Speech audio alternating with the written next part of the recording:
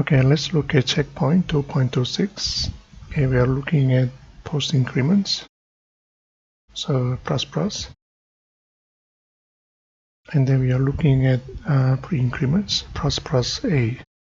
So a is equal to 6, and then here a plus means we increase by 1 for a after we assign a to b. Okay, so a remains pretty much the same. So a is here 6. Okay, assigned to b, then increase by 1.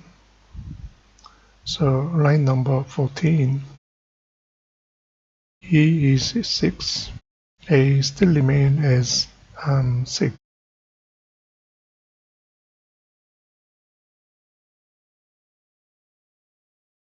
But if you're looking at the line number 15, a becomes 7 because we increase by 1.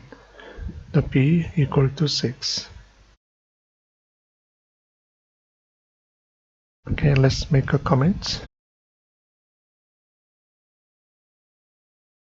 Learning. So this is how we use post increments, and then 7 and 6. Let's remove comments. So a equal to 6. B is pre-increments a. Okay, plus a.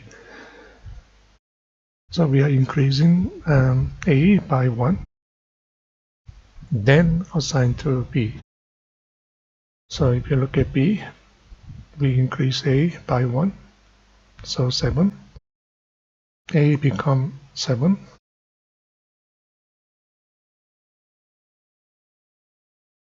And of course a 7, b 7. So that's how you use pre-increments. Okay, that's the post increment, that's a pre-increment. Okay, the 7 and 6, 7 and then 7. Okay, so let's try. So we have a 7, 6, 7 and 7. Okay, you should be able to see the difference.